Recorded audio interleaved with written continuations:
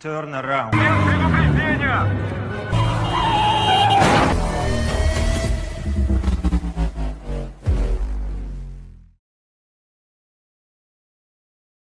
Gadis bermahkota ini adalah penari papan atas di sebuah teater besar di Rusia. Dengan tubuh anggunnya, ia memiliki banyak pengagum, termasuk orang-orang kaya dan berkuasa. Gadis yang bernama Dominika, dia terpaksa mempertahankan karir puncaknya demi terapi fisik dan perumahan gratis dari teater, agar bisa merawat kaki ibunya yang sakit. How do you feel?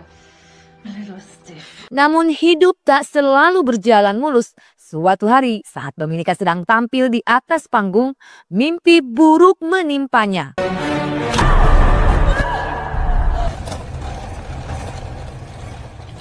Saat terbangun di rumah sakit dengan kaki terikat pen logam usai operasi, menyadari bahwa karir menarinya telah berakhir. Ya, beberapa bulan kemudian Dominika keluar dari rumah sakit dan bisa berjalan kembali. Setibanya di rumah, ia mendapati seorang pria di sana yang ternyata adalah pamannya yang bernama Ivan. Ivan adalah wakil direktur Badan Intelijen yang berpengaruh di Rusia. Dan saat Dominika membuatkan teh, sang paman menawarkan sebuah pekerjaan dan pergi meninggalkan sebuah dokumen. Setelah Ivan pergi, Dominika kembali ke kamarnya dan memeriksa dokumen yang ditinggalkan. Alangkah terkejutnya, ia menemukan alat perekam dan sejumlah foto seorang wanita yang memang tak asing baginya. Rekaman itu berisi percakapan antara pasangan dansanya dan penari wanita pesaingnya. Dan dia ternyata sudah merencanakan untuk menjatuhkan Dominika demi merebut posisinya. Wah. Dominika berlari ke teater dan menemukan mereka. Setelah kejadian itu, ia langsung panik dan keluar dari teater. Lalu dia menelepon ambulans karena khawatir. Ya, baik juga dia ya. Dan saat pulang ke rumah, ia menemukan ibunya tergeletak kesakitan di lantai. Ternyata konservatori telah berhenti membayar pengasuhnya, sehingga tidak ada lagi yang merawat dan menjaga ibunya. Dominika yang putus asa memutuskan mencari paman Ivan, berharap ada peluang baginya sebuah pekerjaan. Namun, Ivan adalah sosok yang licik, tak pernah membantu siapapun secara cuma-cuma. Bahkan keponakannya sendiri. Do this for your mother, Dominika. Dominika menyetujui permintaan Ivan. Lalu ia dikirim ke sebuah hotel mewah. Dia disuruh untuk memikat dan menarik perhatian seorang target Taipan yang sangat penting di sana. Just do what he asks. Dominika duduk di lobi bar untuk menarik perhatian. Tak lama kemudian seorang Taipan bernama Dimitri mendekatinya. Now I could buy this place and anyone in it. Dan tanpa membuang waktu, Dominika mulai merayu, yaitu menjalankan perintah Ivan agar bisa menukar ponsel milik Dimitri, seorang Taipan itu. Di saat Dimitri mulai bertindak, ya, Dominika ketakutan dan hanya mampu patuh mengikuti instruksi yang diberikan oleh si pembunuh berhelm itu. Dominika dibawa ke sebuah gedung dan Ivan sudah menunggunya. Dan tak lama kemudian Ivan muncul, tapi tak lagi seperti pamannya yang dia kenal, melainkan dingin dan kejam. Dominika ketakutan dan dia terpaksa memilih untuk bertahan hidup. Sebelum pergi ke pelatihan, ia berpamitan terlebih dahulu kepada ibunya dan memberi nasihat penting. Setelah berpamitan kepada ibunya, ia langsung pergi ke sekolah militer rahasia di Siberia, Rusia. Setibanya di sana, ia disambut oleh seorang instruktur wanita. Lalu ia diberikan penjelasan mengenai aturan yang sangat ketat. Dia harus merahasiakan identitas aslinya atau informasi pribadi lainnya. Ya, keesokan harinya di sekolah itu para siswa belajar, yang mana para siswanya dijuluki burung pipit. Mereka datang dari berbagai penjuru negeri, membawa harapan di sayap-sayap mereka. Setelah menyampaikan materi, instruktur memanggil Dominika dan seorang siswa laki-laki ke depan. You must learn to sacrifice for a higher purpose. Selain pelajaran, Dominika dilatih berbagai keterampilan, seperti menembak, membobol kunci, dan melacak jejak. Semua itu demi menjadi alat negara yang sempurna. Dominika unggul dalam semua latihan, namun hal itu membuatnya jadi sasaran kecemburuan teman-temannya. Ya, kabar insiden itu cepat sampai ke telinga jenderal. Dominika dipanggil ke kantor. Ia mengira akan dihukum. Namun yang mengejutkan, tak ada teguran atau kemarahan. Oke, masalah belum selesai. Instruktur memanggil Dominika dan siswa laki-laki itu ke depan kelas. Ia memerintahkan Dominika memberi apa yang diinginkan siswa tersebut kemarin. No. Dominika menyadari bahwa siswa itu menginginkan kekuasaan, bukan tubuhnya. Setelah kejadian itu, jenderal melihat bahwa Dominika telah menguasai seni membaca pikiran orang lain. Dan dari situ, Dominika dinyatakan lulus dan segera dikirim ke Rusia. Goodbye. Sebelum ke Rusia, dia pergi untuk berpamitan kepada ibunya. Panggilan dari Ivan datang. Dominika kemudian pergi ke restoran untuk bertemu dengannya. Dan disinilah Dominika mendapatkan misi pertamanya menjadi seorang Red Sparrow. Do this for me, and I'll let you go if that's what you... Yes, uncle. Scene berpindah ke beberapa bulan sebelumnya. Nash, seorang mata-mata CIA, diam-diam bertemu informannya di sebuah taman di Rusia untuk bertukar informasi.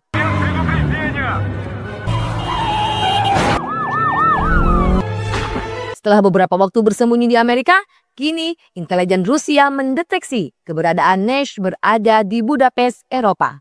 Scene beralih ke Dominika. Ivan memutuskan mengirim Dominika untuk mendekati Nash. Meski enggan menjadi mata-mata, Dominika terpaksa menerimanya karena pamannya berjanji akan membebaskannya jika misi ini berhasil. Ia pun berangkat ke Budapest dan tinggal di gedung Biro Keamanan Rusia bersama Marta. Dia adalah mata-mata senior yang menjadi teman sekamarnya. I imagine tomorrow you meet our station chief when he's not drooling after strippers. Dari dokumen yang dia terima dari kepala polisi, ia tahu Nash rutin berenang hampir setiap hari. Lalu dia berniat untuk membututinya di kolam renang. From 6 to 8 on weekends. Made a mistake. Sorry. You'll pack back when you return the key. 6 in the morning until 10 at night from Monday. Dengan penuh percaya diri, Dominika melenggang di tepi kolam renang, mengenakan pakaian seksi dan sengaja melewat Nash untuk menarik perhatiannya.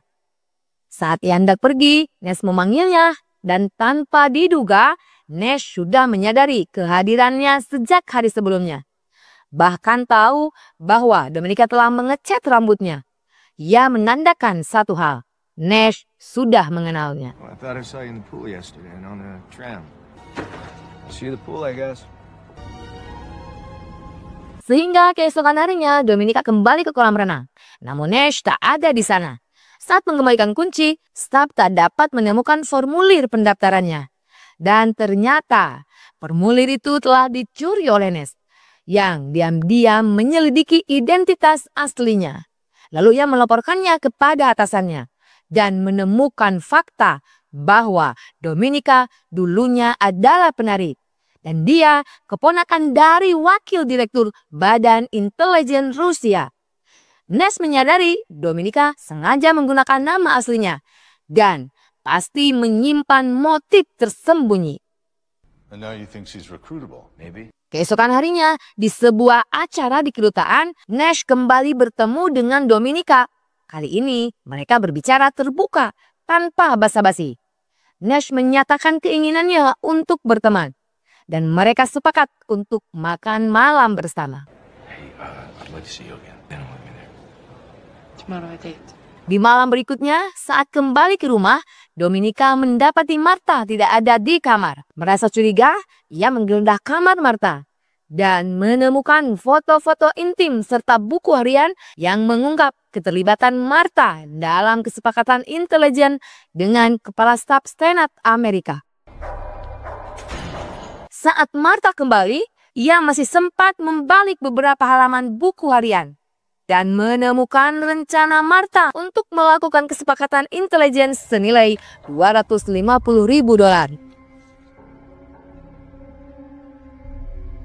Di malam berikutnya, alih-alih memenuhi janji makan malam, Dominika justru mengikuti Nash diam-diam hingga ke rumahnya. Untuk mengetahui alamat tempat tinggalnya, ia membuat memar palsu di kelopak matanya sebelum menekan bel pintu. Dengan berpura-pura sakit, ia perlahan merayu Nash. Namun kali ini usahanya tak membuahkan hasil. Dominika merasa gagal membaca psikologi seseorang. See you tomorrow. Saat sampai di kamarnya, Dominika dikejutkan oleh Ivan yang muncul secara tiba-tiba. Ia menyampaikan laporan dari kepala polisi bahwa Dominika belum menunjukkan kemajuan berarti dengan Nash. I have something for you. Namun Dominika membantah. Dia memberikan informasi mengungkap rencana kesepakatan intelijen Martha senilai $250.000 dengan pihak Amerika.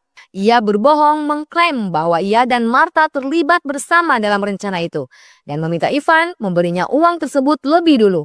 Ivan pun setuju, lalu dia pergi. Oh, I forgot my coat. I'll get it.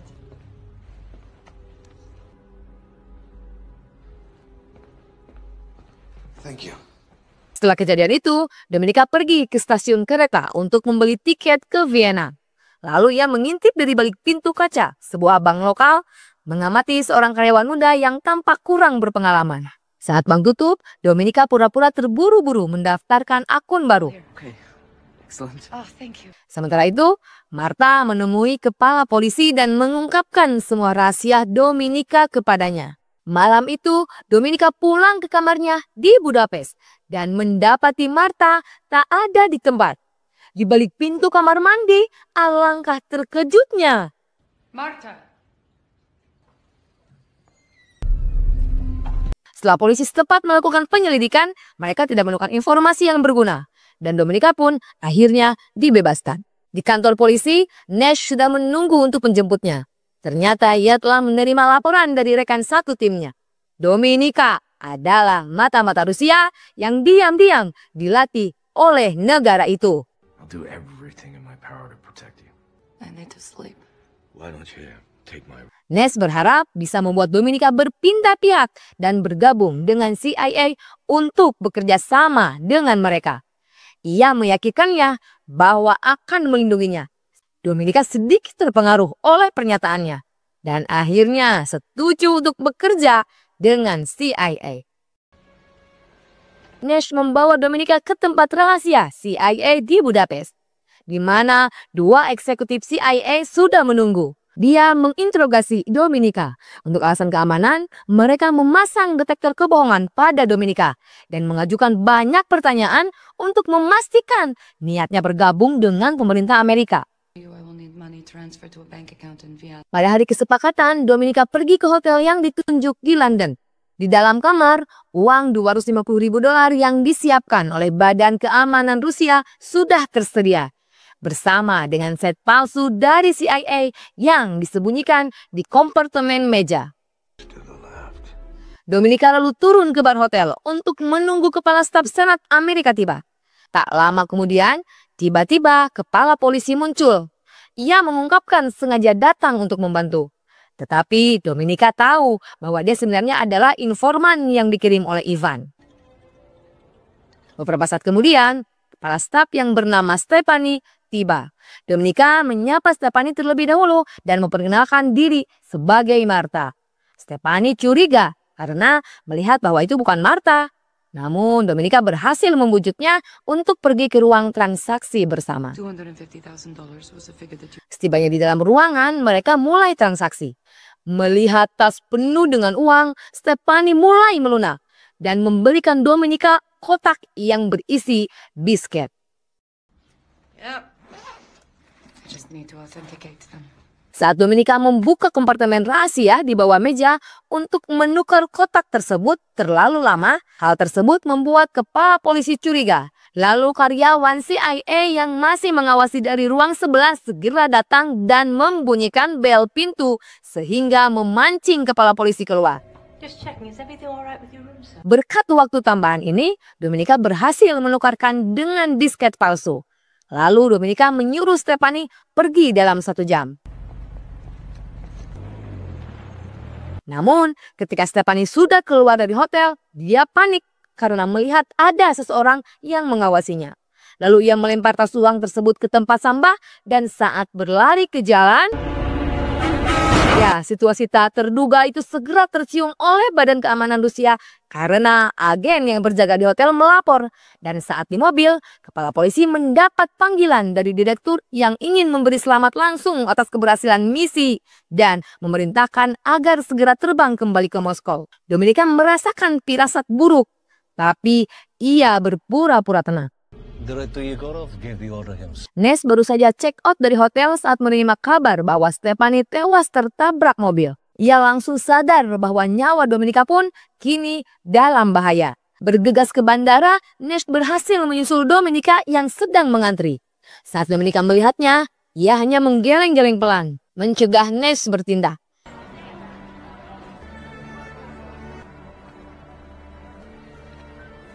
Nash hanya bisa pasrah, menyadari betapa berbahayanya perjalanan Dominika menuju markas keamanan Rusia.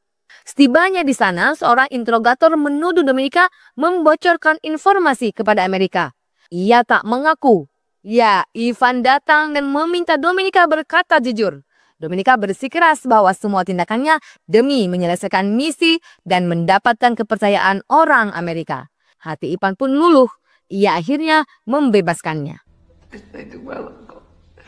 Dominika kembali ke Budapest dan menemui Nash.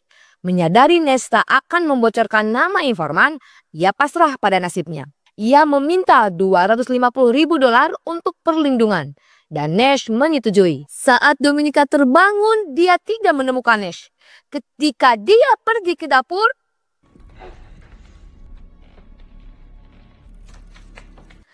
dengan cepat Dominika bekerja sama dengannya. You know what we want to know. What's the name? Dominika mencari kesempatan dengan meminta alat. Setelah insiden itu, Dominika terbangun di rumah sakit. Fisiknya pulih, tapi pikirannya dipenuhi kegelisahan. Kematian sang pembunuh mengonfirmasi pengkhianatannya. Jenderal datang ke sana bukan untuk membunuh Dominika. Akan tetapi, sang jenderal justru mengungkapkan bahwa dialah informan yang selama ini dicari. So now you know, I am the mole. Lalu ia menyarankan agar Dominika mengungkap identitasnya.